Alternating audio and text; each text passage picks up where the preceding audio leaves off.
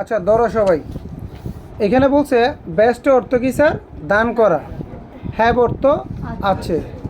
Enable অর্থ সক্ষম। ওই অর্থ ঋণী। বিলং অর্থ অধিকারভুক্ত হওয়া।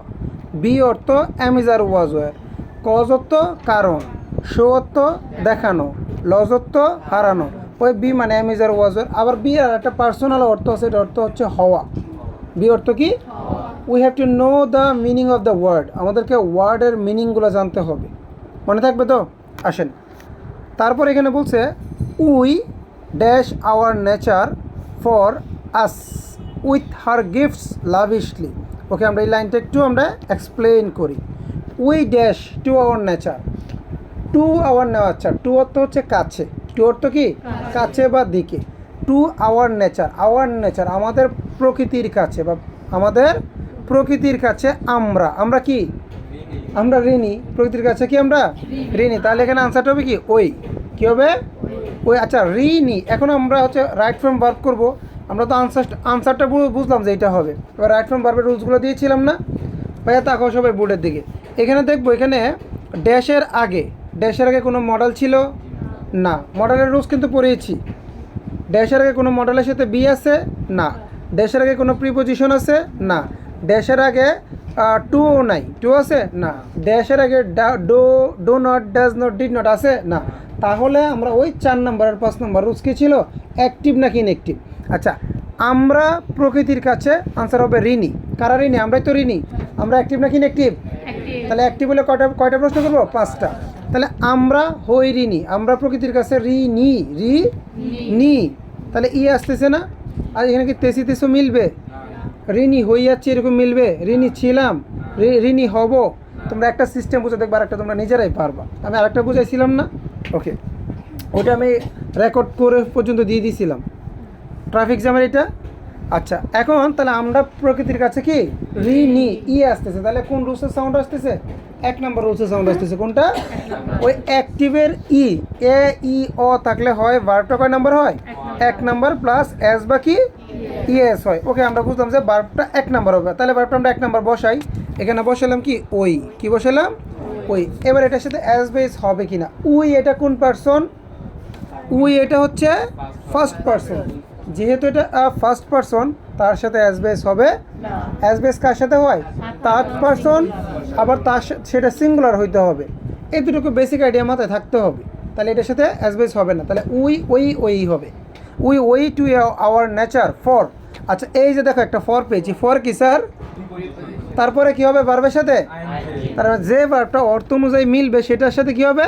আইএনজি। মনে থাকবে তো? আসো, উই টু আওয়ার নেচার, আমরা আমাদের প্রকৃতির কাছে কি ঋণী। ফর দেখি তো মিলাই আস উইথ হার গিফট লাভিশলি, মানে তার গিফটগুলো আমাদেরকে ব্যাপকভাবে কি করার জন্য? দেওয়ার জন্য। কি করার জন্য? মানে দান করার জন্য। তাহলে দান করার ইংলিশটা কি? বেস্টো। তাহলে এটা কি হবে? বেস্টো ইং। বেস্টো। কেন বেস্টিং হয়েছে? সামনে ফর ছিল। আর আমরা একটা রুলস পড়েছি, দেখো আমার সবগুলো রুলস আমি মিলাই দিব। আমরা পড়েছি যে প্রিপোজিশনের পরে ভার্বের সাথে কি হয়? আইএনজি হয়। তাহলে for bestowing us with her gift lavishly. কথা ক্লিয়ার?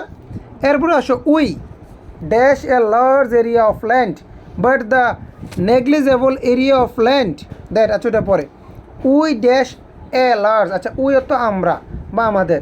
এ লার্জ একটা বিশাল এরিয়া অফ ল্যান্ড, আমাদের একটা ল্যান্ডের মানে স্থলভূমির একটা বিশাল এরিয়া আছে। বিশাল এরিয়া। তাহলে আছের ইংলিশটা কি? হ্যাভ। তবে এখানে একটা পয়েন্টের বিষয়, অনেক ক্ষেত্রে উপরে তাকে হ্যাভ, কারণ বারবার 1 নম্বর হচ্ছে হ্যাভ। এটা অনেক ক্ষেত্রে হ্যাজ হয়ে যায়। কখন? পার্সনটা যদি এখানে উই না থেকে যদি হি হইতো, তাহলে কি হ্যাভ হইতো নাকি হ্যাজ হইতো? মনে থাকবে তো এটা? তাহলে এখানে যেহেতু উই আছে, এখানে হ্যাভই হবে, কারণ আছে বোঝাচ্ছে। আছের ইংলিশ তো হ্যাভই। দেখো, এরপরে কোনো ভার্ব নাই।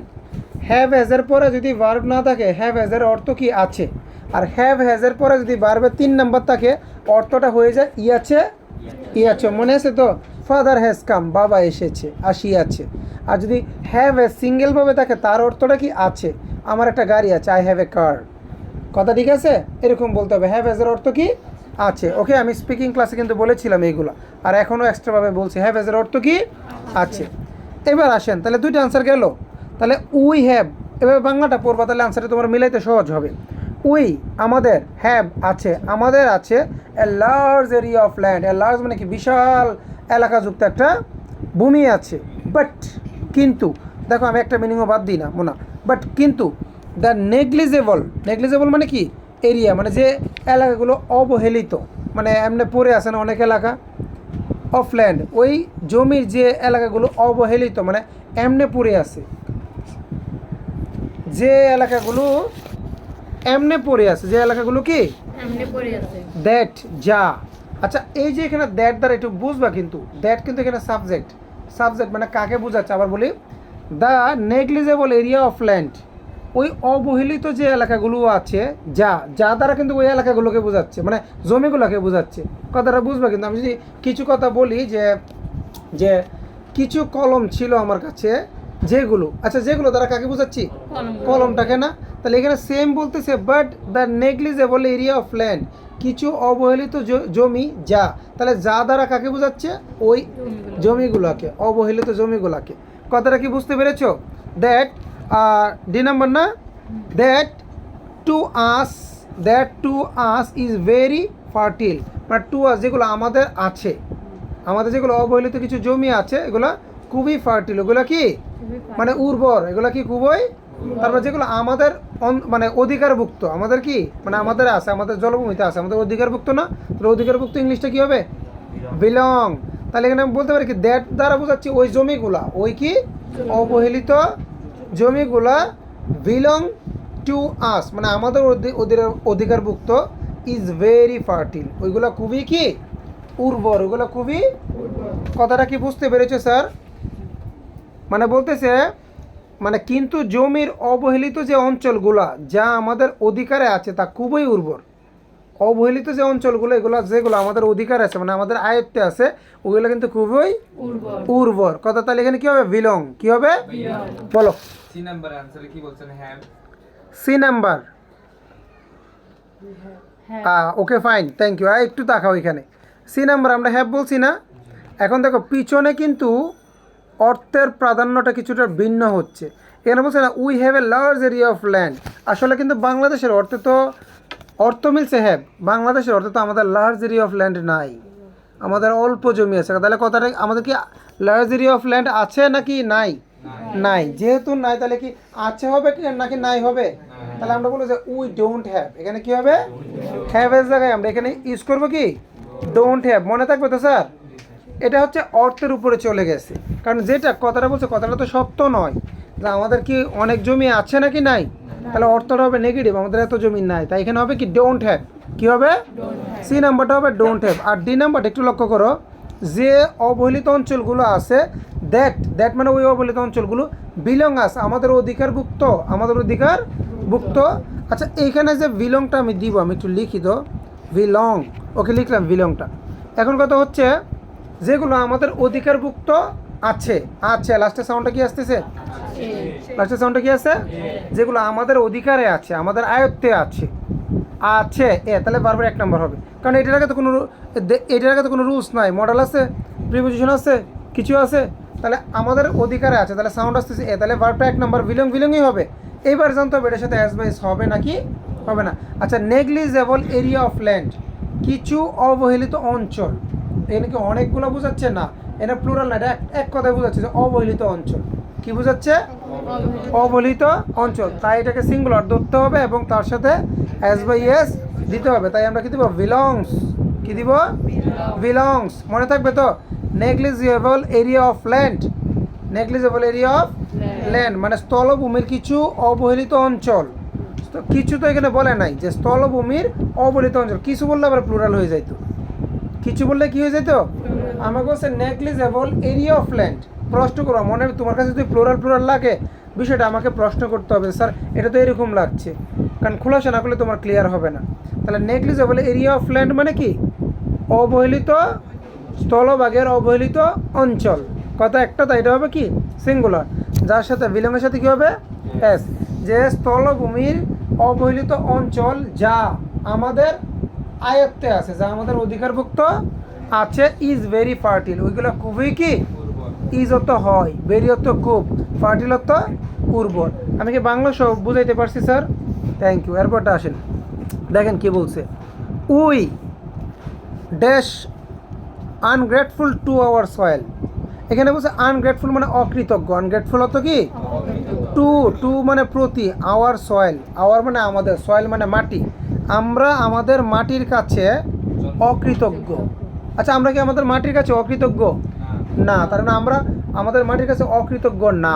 তাহলে যদি অকৃতজ্ঞ হই বলবো উই আর আনগ্রেটফুল, আমরা হই অকৃতজ্ঞ। আর যদি অকৃতজ্ঞ না হই বলবো কি উই আর নট। আর অর্থ কি, আর এর বাংলা কি জানো? আর এর বাংলা কিন্তু হই, হয় বা হই, হয় বা হই। তার মানে উই আর, আমরা হই আনগ্রেটফুল টু আওয়ার সয়েল, আমরা কি আমাদের মাটির কাছে অকৃতজ্ঞ? তাহলে আমরা আমাদের মাটির কাছে অকৃতজ্ঞ, তাহলে বলবো উই আর নট, উই আমরা হই না অকৃতজ্ঞ টু আওয়ার সয়েল, আমাদের মাটির কাছে।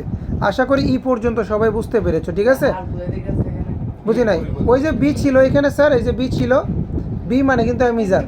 ধন্যবাদ প্রশ্নটা করার জন্য, না বুঝলে প্রশ্ন করো। বি মানে কি অ্যামিজার, ওকে ফাইন।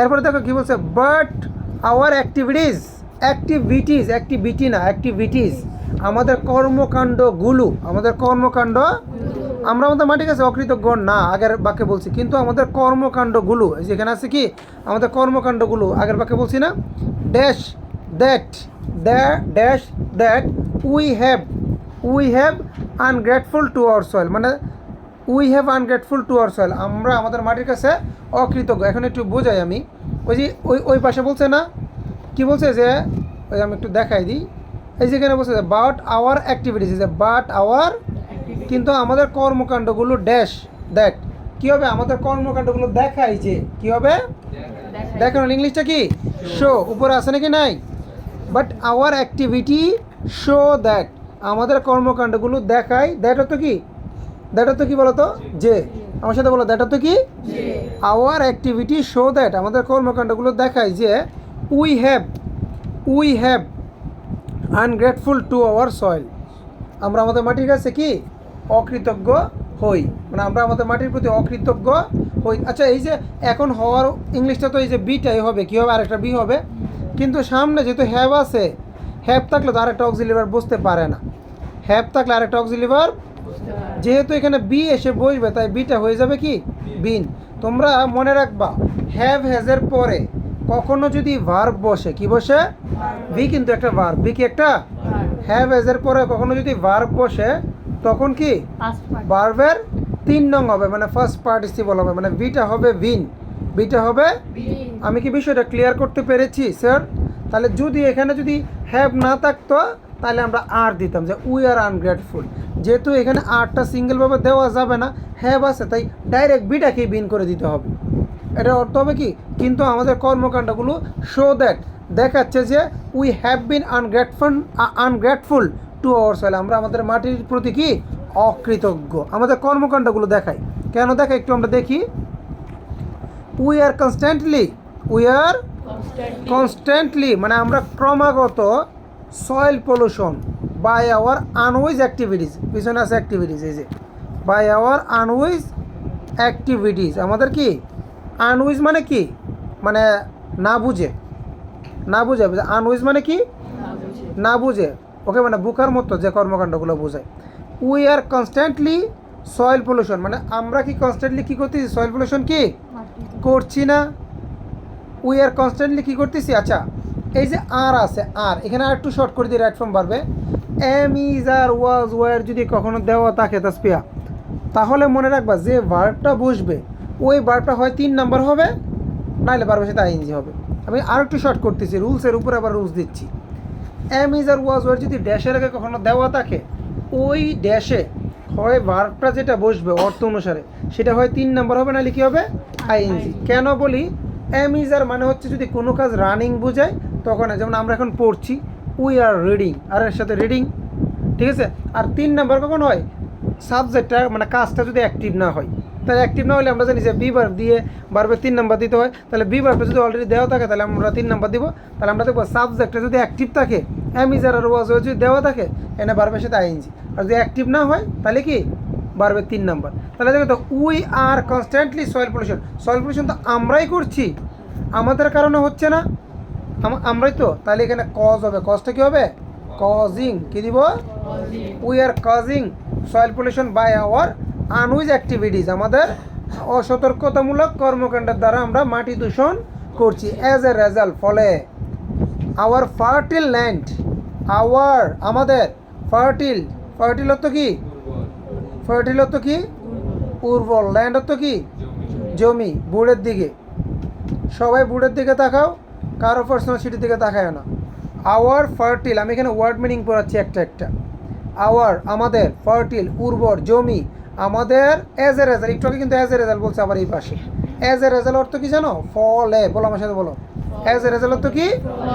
ফলে আওয়ার ফার্টিল আমাদের উর্বর, ল্যান্ড আমাদের উর্বর জমি, আমাদের উর্বর জমি ইজ হয়, ওই যে মাটি দূষণ করছি ফলে আমাদের উর্বর জমিটা কি হয়ে যাচ্ছে বলো তো?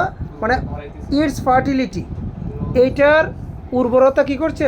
হারাচ্ছে। আচ্ছা এই দেখো আবার ইজ আছে, আমি বলেছিলাম না আমি যা থাকলে হয় বারবার সাথে ইঞ্জিনিয়ার ইডি। তাহলে এখন আমাদের অ্যাজ এ ফলে আমাদের যে ফার্টিল জমিগুলো আছে, আমাদের উর্বর জমিগুলা, এখানে হবে লস, এবং ইটস ফার্টিলিটি মানে ওদের উর্বরতা। আচ্ছা জমিগুলো, এই তো জমিগুলোর উর্বরতা হারাচ্ছে। সাবজেক্ট অ্যাক্টিভ না কি অ্যাক্টিভ? অ্যাক্টিভ। অ্যাক্টিভ বলে আমি যেটা পরে কী হবে? আইএনজি। তাহলে লস থেকে হবে লজিং, লজিং এটা হবে না, লজিং ইটস ফার্টিলিটি। ক্লিয়ার? যে our fertile land is losing its fertility, তোমাদের ওই আনসার দেওয়া আছে নিচে। ক্লিয়ার? সো এরপরে বলছে কি হুইচ, আচ্ছা এই এখানে একটা কথা, এই যে বুঝো, তোমরা অনেকে সাবজেক্ট বুঝো না, যে লজিং, এখানে তো লজিং বলছি না স্যার, লজিং বলছি না, লজিং ইটস ফার্টিলিটি, এটার উর্বরতা হারাচ্ছে। হুইচ, হুইচ অর্থ যা, হুইচ অর্থ কি? দ্যাট অর্থ যা, হুইচ অর্থ যা। আচ্ছা এখানে হুইচ দ্বারা কাকে বোঝাচ্ছে? হুইচ দ্বারা না, এটার উর্বরতাকে বোঝাচ্ছে। এই যে লস ইটস ফার্টিলিটি, ও তার উর্বরতা হারাচ্ছে, যা যা দ্বারা বোঝাচ্ছে ওই ফার্টিলিটিটাকে বোঝাচ্ছে। কাকে বোঝাচ্ছে? লজিং ফার্টিলিটিটা, যেটা যা হুইচ হ্যাজ কী করতেছে sir? Us to grow crops. আচ্ছা যেটা, এই যে আস মানে আমাদেরকে, আসত কি আমাদেরকে পড়াইছি না, উই আওয়ার আস আমাদেরকে, টু গ্রো অর্থ আমি একটু বলে দিই, গ্রোথ উৎপাদন করা, আর টু গ্রো মানে কি? উৎপাদন করতে।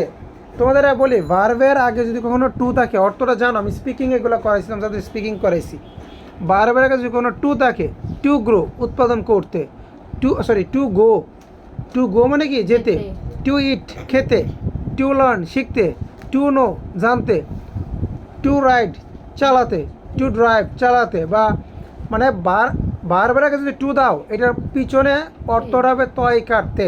কী হবে? যে টু লার্ন শিখতে, টু সি দেখতে, মনে থাকবে তো? তাহলে এখানে হচ্ছে টু গ্রো কি একটা ভার্ব না?